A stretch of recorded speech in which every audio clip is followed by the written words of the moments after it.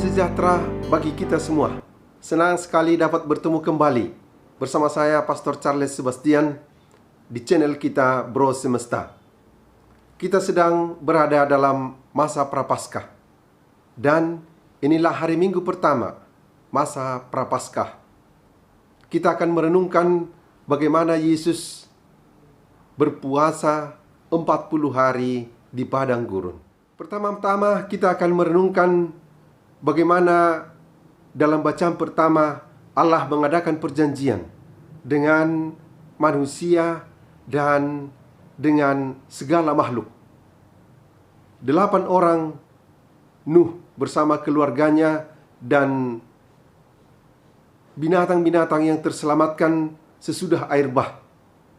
Dan Tuhan berjanji tidak akan ada lagi air bah untuk membinasakan makhluk di muka bumi.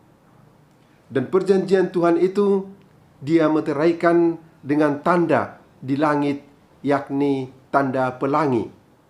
Setiap kali orang melihat pelangi, maka Allah dan manusia dan segala makhluk akan ingat akan janji Allah ini, bahwa tidak akan ada lagi air bah yang membinasakan makhluk hidup di muka bumi.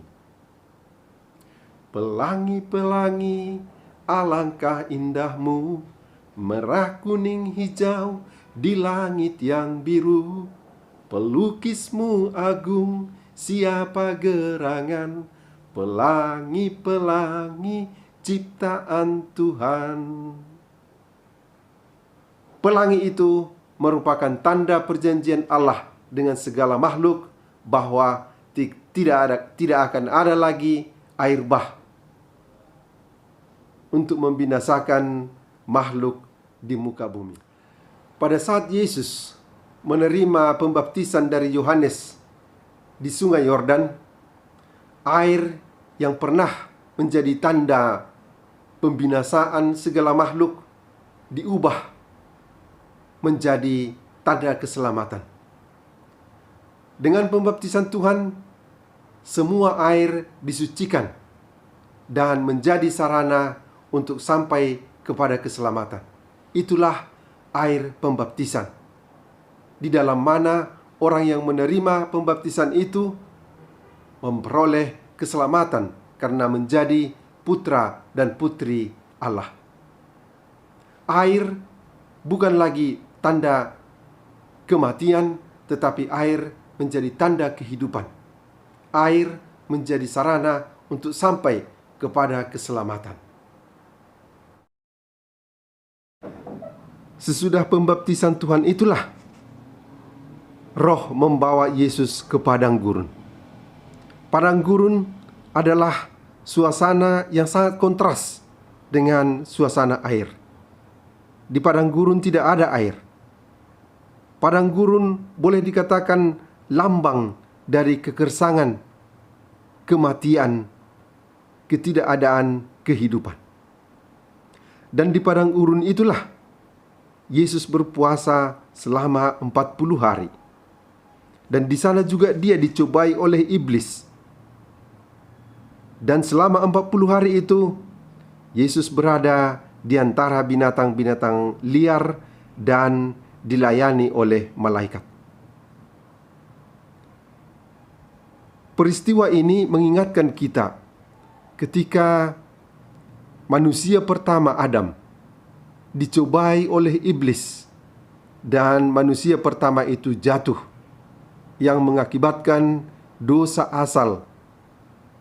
Dan akibat dosa itu kena kepada seluruh makhluk keturunan manusia itu.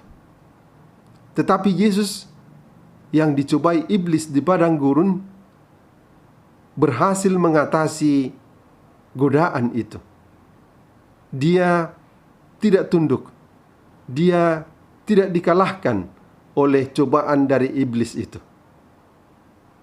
Dan di padang gurun itu Yesus berada di antara binatang-binatang liar.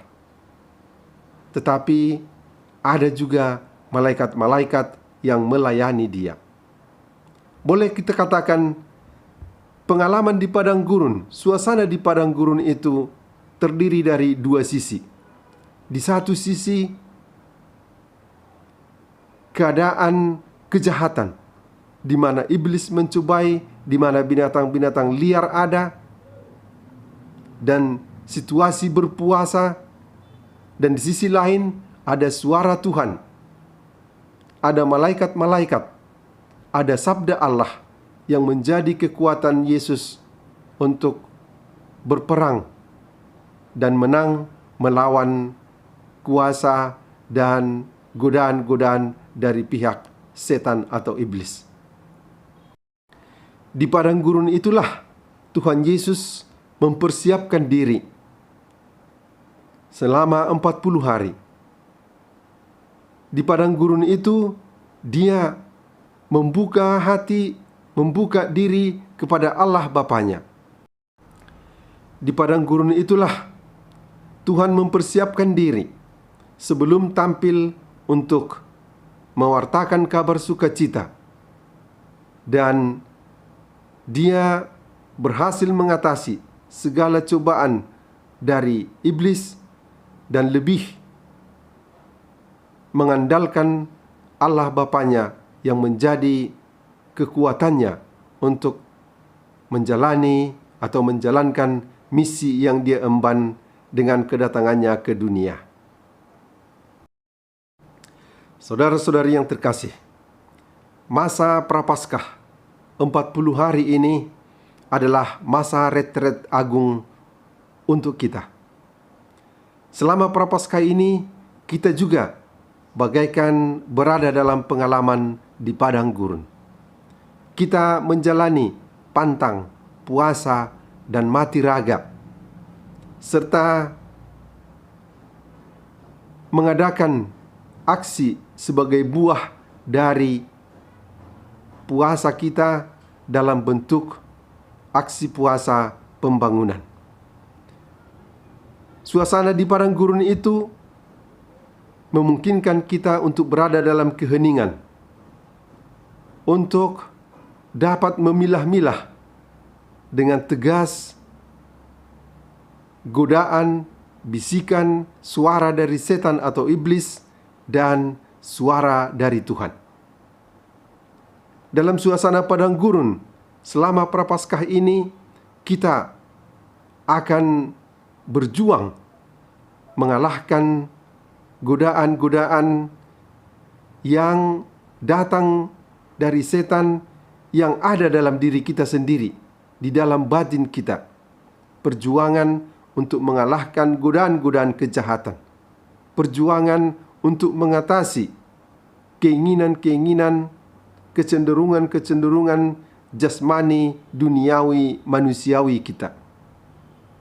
Dan selama dalam situasi padang gurun ini, kita membuka hati kita, telinga batin kita, untuk lebih mendengarkan suara Allah, suara kebenaran, suara yang membawa kepada keselamatan, dan juga keberpihakan kita kepada Allah menjadi kekuatan kita.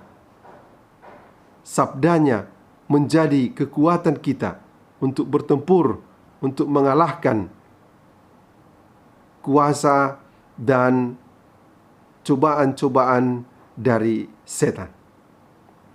Saudara-saudari terkasih, marilah selama masa suasana padang gurun di masa Prapaskah ini, kita bersungguh-sungguh memberikan diri, hati kita, hidup kita kepada Tuhan, supaya masa Prapaskah ini sungguh-sungguh menjadi masa yang penuh rahmat bagi kita dan bagi sesama. Dan hingga di sini juga video kita kali ini. Sampai bertemu pada kesempatan yang lain. Salam sejahtera bagi kita semua.